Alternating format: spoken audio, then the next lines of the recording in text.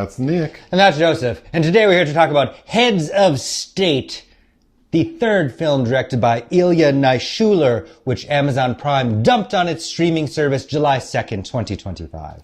Do you know this director's other films? Yes, I remember seeing Hardcore Henry at the Toronto Film Festival, which had some memorable kinetic action sequences. And then Nobody, starring Bob Odenkirk, which has a sequel coming out, I believe, this year, not directed by Ilya, which I thought was pretty damn good, and also an expert at choreographed action sequences.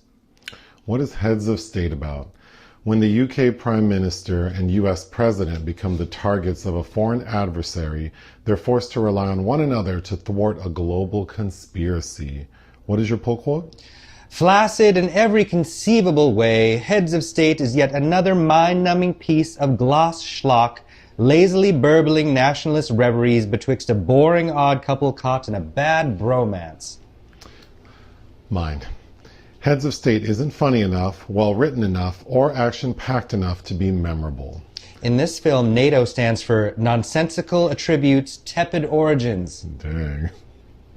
I'm sure these actors had fun making this movie, but I did not have fun watching it. Same. Oh my God. I thought it was pretty boring, and I hate to use that word.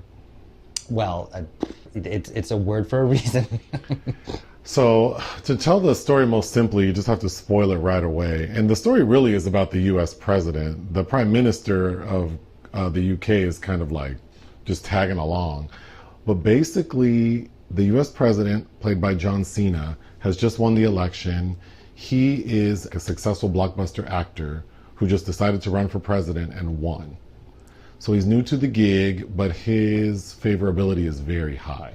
While the UK Prime Minister, played by Idris Elba, his numbers are kind of in the toilet.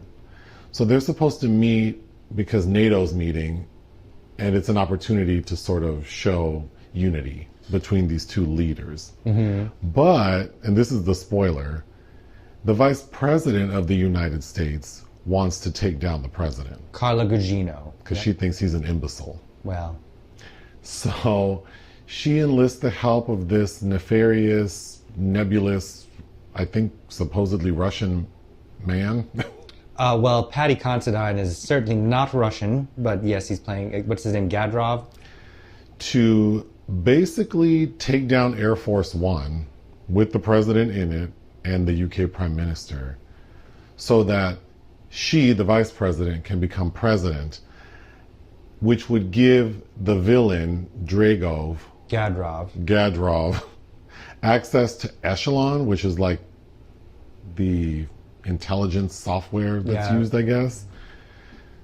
So that's their plan. And then with that, they're going to take down NATO by leaking a bunch of documents showing that all these countries who are in an alliance are actually working against each other.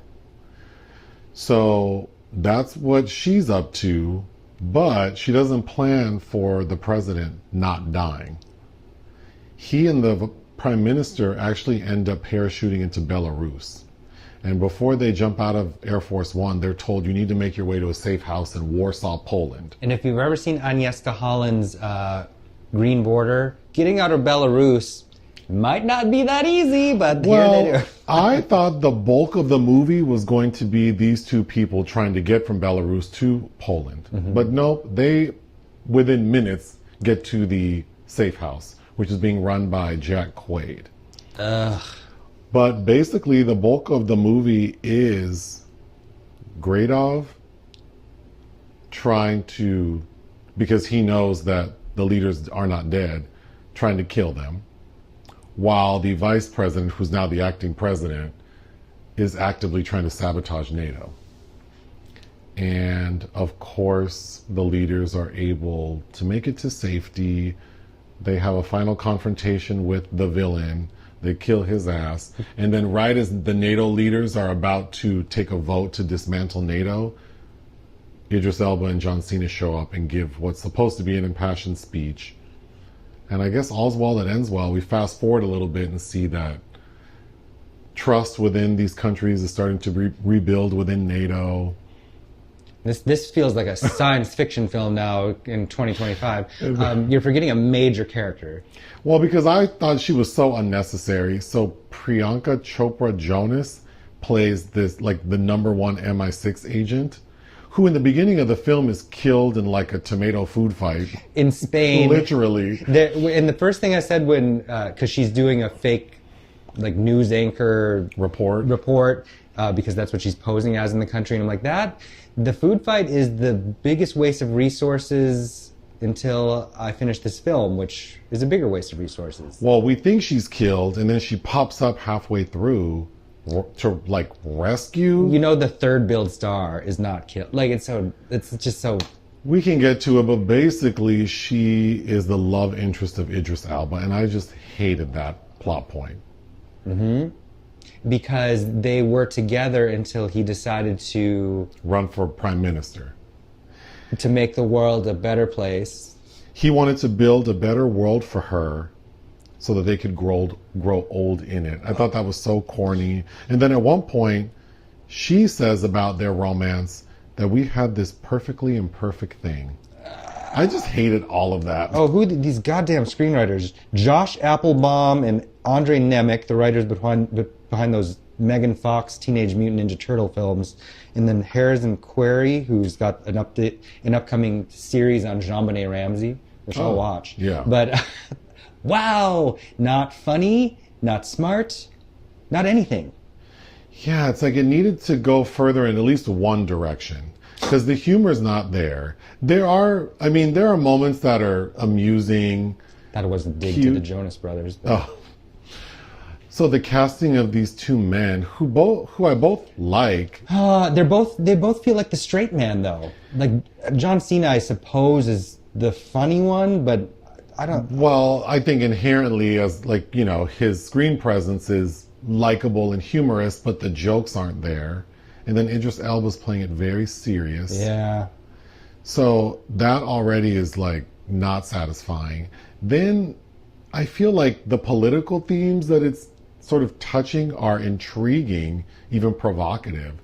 But this story is not trying to do anything with that, so it's just plopping them down.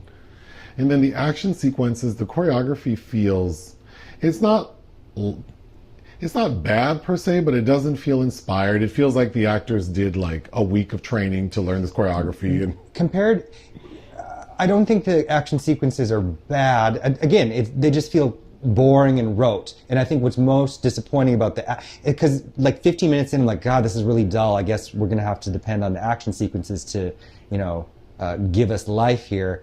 But even coming from the director of Nobody and Hardcore Henry, I think it's kind of shocking. There are a couple moments. There's a scene towards the end where Priyanka takes down Alexander Kuznetsov on the staircase. One of the main villains. And an actual Russian playing a Russian villain, who I just saw in Sergei Loznitsa's new film, Two Prosecutors in Cannes, and he's quite good in that. He has nothing to do here. He's a generic baddie, but...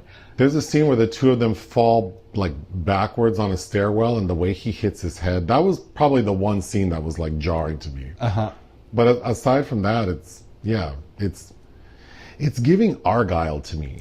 Argyle, the how it opens where it's like, oh, did they kill Priyanka Chopra Jonas? The Union, that terrible Halle Berry, Mark Wahlberg movie where one of the major stars, of course, comes back. I had completely forgot about the Viola Davis film G20 when you brought it up. I would watch that again 10 times over this film. Well, G20 feels more thrilling, at least. Well, at least, yeah, and then you get Viola. But I like Idris Elba, but he's real dull in this. This should have felt like, you probably don't remember this film, but My Fellow Americans from '97 with Jack Lemmon and James Garner, where they play two ex-presidents that have to work together that didn't get along to take down the current sitting president who's crooked. And if it had that comedic timing with Tango and Cash, sure, or even, dare I say, Hobbs and Shaw, because at least Dwayne Johnson and Jason Statham, like, that chemistry works, even though that's also nonsense to me. I think I knew we were in trouble with the comedy because the opening on Air Force One when it's being taken down is pretty thrilling. I mean, it's a CGI dream, but it's pretty thrilling. But when they land, that's when the I don't know what you would call it. It's supposed to be like slapstick. I don't know what kind of comedy they're trying to do, but it falls very flat. And then they are trying to figure out how we're going to get to the border of Poland. And they see a bunch of like young men dancing to like rave type music, which was amusing. And they try to hotwire a car and the guys catch him. And immediately they start fighting. And I thought that fight sequence was a little crunchy. When all of a sudden this woman pops up with a shotgun, gets the guys to leave, and then tells the two men she sees, who she goes, "Are you Yankees?" And they say, "No, we're Canadians." So she's like, "Well, where are you trying to go?" "Warsaw." "Okay, I can help you get there." So she loads them onto her sheep truck with a bunch of sheep, gets to the border. Of course, the border people are suspicious, but she bribes them by giving them a sheep. And then she drops them off right in front of the safe house in Warsaw. And as they're getting out, she says, like, "It's nice meeting you, Mr. President." So she knew who at least John Cena was the entire time. That entire like 10-minute thing felt like, oh, if this is the best we're going to get, then we're in trouble. John Cena, whose name is Will Derringer, he was the star of a franchise called Water Cobra, and never before have I found myself fantasizing to watch Sylvester Stallone in Cobra so much more. I wanted to rewatch Air Force One or Yes. Executive Decision. Uh-huh. So, of course, we think Priyanka was killed in the beginning, but she's not, and then she pops up to assist because the prime minister was briefed that morning that is assumed to be dead. So everyone thinks that she's dead. So on her own accord, we get a montage of what she was up to. While narrowly escaping death, instead of her going back to say, "Hey, I'm alive," she sees on the news that her prime minister, ex-boyfriend, is missing, and so she goes to find him. She shows up, and then we get this montage that you mentioned that I wanted to mention, I just watched the trailer, like after watching the film. The trailer makes this film seem like it's going to be really funny and action-packed, but the trailer is actually showing every bit of action in the movie. And then at the end of the trailer, one of the voices says, "Oh, here we go again with the trailer giving away everything," which I thought was funny. Like, yeah, you actually did. But we get that montage in the trailer of how Priyanka's character makes her way from, we think, being killed in the tomato patch to fighting with the two leaders. And then they use that device again because at the end, Idris's character goes missing and presumed dead in like an explosion. And come roaring back to life in a fire truck. And that felt so random as well. Another montage. It's like you can see where they carved out the moments where the comedy is supposed to happen, but it's so flat. And then the villain, so it makes sense to me that, I spoiled it right away by saying it's the vice president, but we don't learn that until the end. So really, it's Gradov who is inspired to help the vice president. Why is he inspired? Because MI6 sort of like accidentally killed his son because they thought that he was involved in like developing a nuclear reactor. Yes, we get a exposition bomb from Priyanka, and it turns out that MI6 was kind of trigger happy. But much like events today in the world, we could not let someone potentially have nuclear armaments. But I thought the Gradov character was boring. He just pops up all the time throughout the movie looking mad. I like Paddy Considine a lot, who's a fantastic director if you've never seen Tyrannosaur, which I plug every time I have the opportunity to, because Olivia Colman gives a fantastic performance in that. And he's looked the same for years. I like Paddy. He's not Russian, though. Doesn't give Russian vibes. There's another character played by Stephen Root. Stephen Root, great character actor. My mind always goes to him in Get Out, but he's Gradov's like right-hand tech man. He's the one breaking into Echelon. He's being held captive, kind of? It's very like that familiar, like, oh, I need the brains, but then the brains eventually realizes that what they're doing is wrong. And so at a point, after Stephen Root has already ruined everything, he goes to find Idris and John to tell them, I think we went too far. You need to go to another safe house. In Croatia. To help do something with technology, I don't even know. See, now that scene should have felt like Stephen Root was playing a kooky elder a la a Hitchcock film on a train. And as you said, as that scene ended, like, that was so boring. That scene was very boring because we get Stephen Root explaining, like, you need to go to this building on the 5th floor and there's going to be, like, who cares? And he's shot and he's dying. He's like, let me write the code on your hand. I will say after Stephen Root dies, they have to get off because they're on a train when this happens, like a moving train. They have to jump off. And that just felt so silly, but not funny. I totally skipped a major scene, which is Jack Quaid at that first safe house in Warsaw. You could cut him out completely. You wouldn't know a difference. I don't mind him. I thought that scene was pretty, like, you know, I feel, because what's the movie? Novocaine. He's better in that. I feel like he's so much better in that. I wish we could have pulled like a deleted scene from Novocaine and put that pasted it on here. Yeah, because that would have worked better. Well, because he's the final, I guess, after credit sequence. It's like, I didn't need that. No. Where they've made him an agent because he survived, because you think he's dead. Ugh. So the ending when the two leaders kill Gradov, the bad guy, so part of the contention between the two leaders is that John Cena thinks Idris Elba doesn't respect him, which he really doesn't.